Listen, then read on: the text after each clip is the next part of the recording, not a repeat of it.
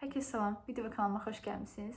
Bugünkü videomuz abituriyentlərə, 9-cu və 11-ci siniflərə, həmçinin 10-cu siniflərə dəstək və motivasiya videosudur. Öncəliklə özümün buraxılış imtahan nəticələrimdən və necə hazırlaşdığım haqqında danışıb, sonra bunların əsasında öz təcrübələrimə dayanaraq bir neçə məsləhət vermək, belə bir videomun olmasını istədim. Çünki qardaşım və bir neçə tanışım vardı ki, belə bir şey istəmişdi ki, bəlkə çəkəsən falan. Mən də dedim ki, niyə də olmasın. Ona görə belə bir video çəkdim. Hətta suallar falan hazırlamışam. Fərdin soruşduğu, Fərdin sinif yoldaşlarının falan soruşduğu suallar var. Deməli, özelliklə mən öz buraxılış imtahanından danışım. Deməli, mən 2024-cü ildə vermişəm buraxılış imtahanının. 295.5 bal toplamışam. 100 Azərbaycan dili 100, riyaziyyat 100, bir dənə ingilis dilindən mexanik səhvlərim olmuşdu və onlara görə ingilis dili 100 olmamışdı. İstəyirəm ki, suallardan başlayayım, sonra ağlıma gəlirsə deyərəm bir-iki şeydə. Gündə neçə saat oxuyurdun ki, qardaşımla həmişə bunun üzərində deyirəm ki, az oxuyursan falan, amma yəni bu individual bir şeydir əslində. Mən bu qədər saat oxuyurdum deyə bilmirəm, çünki səhər məktəbə gedirdim. Ondan sonra hazırlıq, sonra evə gəlirdim. Mənim oxuma sistemi belə idi ki, hər gün minimum 2 hazırlıq, 3 olurdu.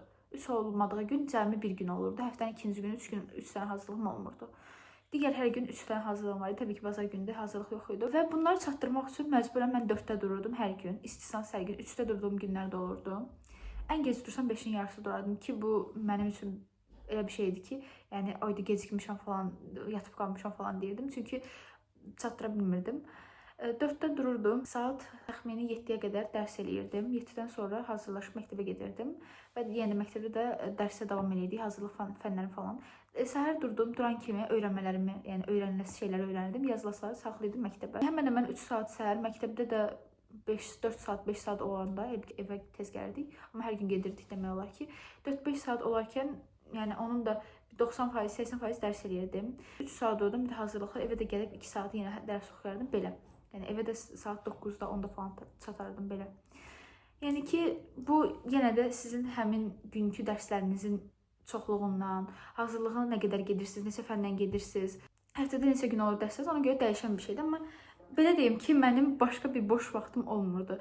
Nə aktivitə eləməyə, nə hər hansı bir şeyə vaxt olmurdu. Mən cəmi bu abituriyentlik həyatımda bir dəfə toya getmişəm və başqa da heç bir gün heç hara getməmişəm. Heç yəni cheat day deyə bir şey yox idi. Abituriyentlik həyatında mənim xoşbəxt olduğum günlər yox idi. Ancaq dərs ki, bundan məmnun idim. Çünki yəni düşünürdüm ki, müvəqqəti bir şeydir və sonrasında qismən daha rahat olacaq ki, elə də oldu. Və sonra ikinci sual belədir ki, səhvləri qeyd eləmək haqqında qardaşım sual verir. Məsələn, belə deyim də, toplu işləmək şərt deyil. Yəni toplunu işlədin, atıram başqa bir kitab işlədin, boş-boşuna işlədin, hə, okey. Sən burada yarısını bilirsən, bunun yarısında amma bilmirsən. O səhvlərini qeyd eləmək lazımdır ki, sən səhvlərini gəlib sən imtahanda yenidən düşə bilər. O səhvləri qeyd edib imtahan öncəsi və yaxud da ki, sınağa gedirsinizsə, həmin səhvlərin üzərində işləməklə siz nəticənizi 1-ə 5 artıra bilərsiniz. Yəni bu net bir şeydir. Sən səhvlərini işləmə, get boş-boşuna toplunu işlə. Hə, 10 dənə səhvin çıxdı, heç ona da baxma. Yəni nəticə nə idisə o olacaq. Sadəcə bildiklərini unutmarsan, bu da ki, yəni progress yoxdursa, demək ki, bir şey əldə eləmirsən sən. Sonra təkrar sistemi. Mən təkrar sistemi çox qəribə idi. Məsələn, random olaraq, məsələn, dərs oxuyanda ağlıma bir şey gəlir ki, mən bunu bilmirəm. Açırdım, onu oxuyurdum. Ki, ingilis dilindən falan bu çox yaşanırdı. Son günlər təkrar sistemi necə eləyirdim, onu deyim. İmtahana son bir həftə falan qalmış, daha çox sınaq işlədim. Sınaqlar işləyəndə də insan biraz stresslənir. Deyir ki, aylıq görürsə mən bunu bilirəmmi, bilmirəmmi, ya imtahanda düşsə, yadımdan çıxsa falan. Ona görə sınaq çox işləyirdim ki, səhvlərimi də, zəif olduğum yerlərdə bilim. Sınaqlar işləyəndə də hər səhvim, sınağı bitirəndən sonra sınağı bitirdim, ümumi yoxlayırdım. Səhvlərimə bir-bir baxırdım.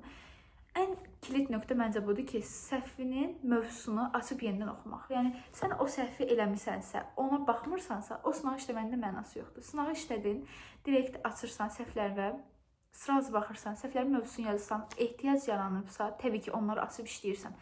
Məsələn, mən riyaziyyatdan elə də bir səhv eləmirdim testləri yazarkən. Ən çox səhvim Azərbaycan dilindən belə səhvlər olurdu. Əsasən qrammatikada bilmirəm, nəyi səhv edirdim. Deyəsən, budaq cümlələri falan səhv yazırdım. Onlara daha çox, məsələn, imtahan qabağı da əzbərlənəsi şeylər olmuşdu. Yəni, klassik şeylər yaddan çıxır da, necə deyim. Yəni, durub da hesablamalı səhv yazmaq mexanik səhvdir. Bunu eləmək əfv olunmur, günahdır. Bu olmamalıdır, eləməməlisən bunu. Amma qaldı ki, sən, məsələn, istisnaları səhv eləyirsənsə, onu sən bilə bilərsən ancaq. Sən açırsan o istisnayı yenidən oxuyursan. Vəsiyo. Sınağı işləmək sənə boş-boşuna vaxt itkisidir deyənlər də var ki, sınağı bilirəm də, onsuz da işləməm. Amma sən sınağı ona görə bilirsən ki, sən vaxtını ikən işləmirsən. Amma bilmədiyin yerlərdə varsa, sən onu ancaq sınağı işləyərək öyrənə bilərsən. İndi imtahan günü və imtahan zamanı necə eləmək haqqında danışım. Mən öncə yazım, Fərid soruşub ki, imtahanın öncəki gün nə etibsənsə? İmtahanın öncəki gün mən baxdım, son 3 ilin buraxılışlarına yenidən baxdım. Təbii ki, ona qədər baxmışdıq. Müəllimlərimizlə belə, müəllimlərdə sabah özüm də baxırdım. İmtahandan öncəki gün yadımda da onları açdım, bir də işlədim. Bir də ki, mənim indi tapa bilmədim, bilməm, deyəsən harda olduğumu bilmirəm də. Sınaq dəftərlərim falan var. Orada hər ilin səhvlərini qeyd eləmişdim, qırmızılamışdım. Onlara yenidən baxdım. Yəni, belə deyim də, sən həmin gün harda axsaqlıqların varsa oxumaq lazımdır. Kim deyirsə imtahandan bir gün qabaq oxuma falan, boş söhbətdir. Oxuyursan, ən azı mən bu düşüncədəyim ki, oxuyuram bir gün öncə. Və əgər səhv yazacağım bir şey olsa da deyirəm ki, yox, mən oxumuşdum. Yəni, sınaqlarda falan belə deyirdim. Amma əgər sən oxumursansa bir gün öncə, ki, məsələn, bir dəfə sınağı bir gün öncə oxumayıb getmişdim. Yoxlamaq üçün. Gəldim evə, dedim ki, ayda bir şey təkrarlamamışdım. O gəlib mənə düşmüşdü. Nəysə istisnası idi, tam yadımda deyil.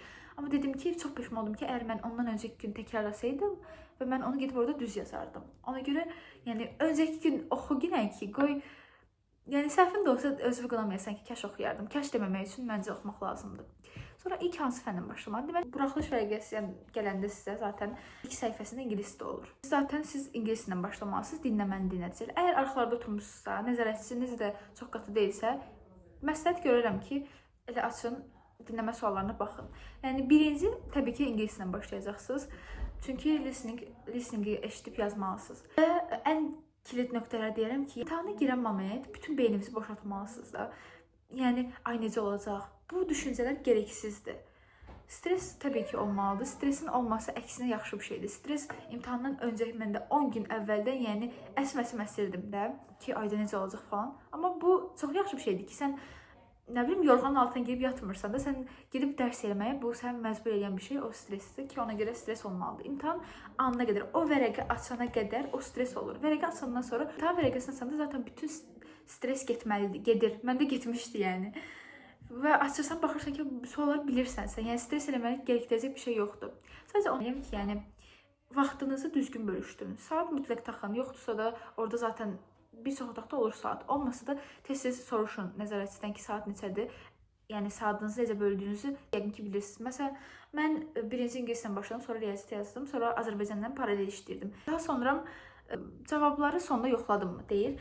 Mən imtahanı yadımdadır. Cavabları köçürtməmişdən də, köçürəndən sonra da, cavablar köçürəndən sonra da mən imtahanın 20 dəqiqə oturub gözlədim. Bəlkə daha çox idi. Amma 20 dəqiqə net gözlədim də. Ona görə, çünki sadə olur imtahan. Yəni, yaxşı oxumusunuzsa yaza biləcəyiniz bir şey tip olur da. Bu, OTK sınavıdır, hədəfli sınavıdır, ondan daha çətin olur. Məsələn, 25 sualdan riyaziyyatdan 5-i səni biraz maksimum düşündürər. Qalanları heç bir dəqiqə vaxt çəkmədən həll olunan bir suallar idi. Azərbaycanla oxumağa vaxt çox gedir mətnlərə ki, bunda, yəni, elmi mətn asandır, hər şey gözünün önündədir. Sualların cavabı mətnin içərisindədir.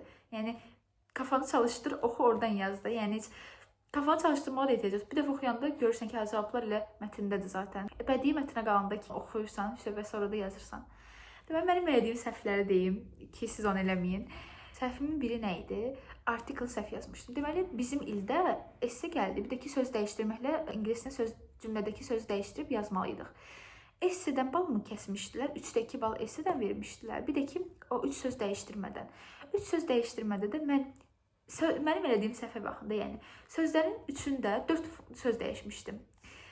Sözlərin hamısını düzgün dəyişdirmişdim, amma bir səhvim o idi ki, yazmışdı ki, məsələn, atıram da nümunə kimi deyirəm, an interesting book yazıb, elə deyil. Mən burada interesting'i dəyişdirirəm. Kontekstdən asılı olan bir şeydir. O book da məsələn dəyişdirmişdim. Elə bil ki, interesting'i dəyişdirəndə an article dəyişdirdiyim söz məsələn samitlə başlayırdı deyə mən ora article yazmalıydım. Amma mən cümlədəki o dəyişdirdiyim sifətlərə əsasən cümlənin orijinalında an article idi. Mən dəyişdirdiyim sifəti isə samitlə başladığı üçün özündən öncə article tələb eləyirdi. Mən ona fikir verməmişdim. Yəni sözləri dəyişib sadəcə o cümlə olduğu kimi yazmışdım. Deməli cavablar çıxıb müəllimə baxırıq ki, müəllim deyir ki, sən niyə ingilis dilini 100 yazmamısan, nədir o səhvin? Baxırıq, tapa bilmirik də. Yəni esseni bildik. Okey, ola bilər ki, nəyisə sizi tatmin eləməyib və bilməm, apresiya falan da vermədik, bilməm nəyə görəsə 3-2 bal vermişlər. Amma yəni baxırıq da 3 dəfə, 4 dəfə baxırıq, evirib çevirib müəllimə baxırıq ki, bu cümlədə nə səhvdir, 4 dənə söz dəyişmisən, kontekstdən kənara çıxmamısan. Böyle müəllim gəzir, mən gəzirəm, tapa bilmirik. Müəllim də mənə əsəbləşib ki, burada sənə niyə bal kəsiblər falan. Bilmirəm, mənə niyə əsəbləşirsiniz? Mən neyləmişəm ki, burada hər şey düzəm. Yəni mən də qətiyyən özümdə səhv görmürəm. Deyirəm ki, hər şey düzdür falan. Sonra belə oturmuşam belə artıq beləyəm ki, nə deyir burada? Belə oturub baxıram. Belə dalmışam da ki, sualı bəlkə həmin sualı bir 50 dəfə oxumuşdum da mən, cavabımı da sualı da. Evirib çevirib oxuyurdum. Sonra gördük ki, mən gördüm. Mən. Müəllim yox, mən. Ki bu artiklı səhv yazmışam. Nəysə, sonra müəllim də məni biraz yağladı, duzladı ki, bu nə səhvdir falan. Zaten iş işdən keçən bu idi. Başqa hər şey düz idi. Ətraflıları, məsələn, açıq sualları mən tərəfdarıyam ki, hər aşamanı yazasan da. Yəni qaralama niyyətinə istifadə elədi. O variantı demirəm, daha indi hesablamada 6-8-də yanına yazma. Yəni durub orada bunu yazmayım, qaralamamda var idi, vaxtım getməsin. Vaxtını düz bölüşdürməlisən zaten. Amma yəni başda orada addımlı hər şeyi yaz. Qoy yəni səndə əksik tutmasınlar.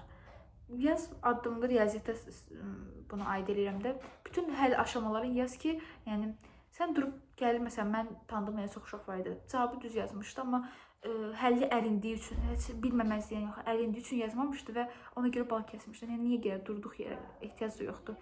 Yəni bildiyin şeyə görə bal kəsmək adam yandırıb tökür də yəni. Sonra cavabları sonda yoxladığımı, mən dediyim kimi tez qurtardığım üçün cavabları sonda yoxlamışdım. Yoxlayıb elə köçürtmüşdüm. Yəni 20 dəqiqə vaxtım qalmışdı. Yəni ki, asandır imtahan. Çətin heç nə yoxdur. Hazırlığa gedir. Normal hazırlıqları yazırsa, hazırlıq mövzularını yazır. Sınaqları da 200, 190, 200 civarı yazırsa net imtahanda 200 plus gələcək. Həmişə mənim balım sınaq imtahandakı nəticə indiki, yəni buraxılış imtahandakı nəticəmdən az olub. Məsələn, ən çox yazdığımı xatırlayıram, 240 neçə yazmışdım. Neçəsi də yadımda deyil, amma 240 neçə yazmışdım sınaq imtahanı 10 TK-nınkindən. Yəni 240-dan 295.5 məncə həm özünü inkişaf elətdirməyin nəticəsidir, həm də ki, yəni daha asandır orada qəbul edək ki, buraxılış o qədər çətin bir imtahan deyil. Gözdə böyütməyə ehtiyac yoxdur. Ən böyük səhvlər dediyim kimi, məsələn, sinonimləri falan çox səhv yazılır. Daha doğrusu yazılmır da. 3 söz falan dəyişəndə uşaqların alına sinonim gəlmir. Ona görə imtahandan bir gün qabaq açırsan, o sinonim cədvəlini oxuyursan, təbii ki, bir gün qabaq oxumayı, bir gün qabaq təkrarlamaq lazımdır. Son bir həftə falan qabda aç onu, təkrarla, öyrən, əzbərlə. Sinonim, yəni net 2 sual falan səni irəli atacaq. Həm söz bazanı həm təkrarlamış olursan, həm də bunun sənə heç bir zərəri yoxdur da. Həm sualın cavabı sənin üçün daha rahat olacaq. Sonra diqqət edilməsi bir şeylərdir. Cümlədəki zamana diqqət eləmək lazımdır ingilis dilindən. Azərbaycan dili zaten elə də çətin deyil. Azərbaycan dili, yəni hər kəs net 80 plus yazır da. Hədəfi 100 olanlar üçün də əsas olan şey diqqətli olmaqdır. Həmçinin riyaziyyatda da. Riyaziyyatda ən çətin misal belə o qədər çətin deyildi. Ən çətin məsələ belə bizdə asan düşmüşdü. Ki bizdən sonraki ildə də eynisi oldu. Mən baxmışam keçən ildə daha, yəni bizimkindən demək olar ki, fərqlənmir də. Həmən eyni səviyyədə ki, düşünürəm ki, bu ildə olacaq. Yəni səhvlər primitiv səhvlər olur. Əsas o ki, primitiv səhvlər eləməyəsən.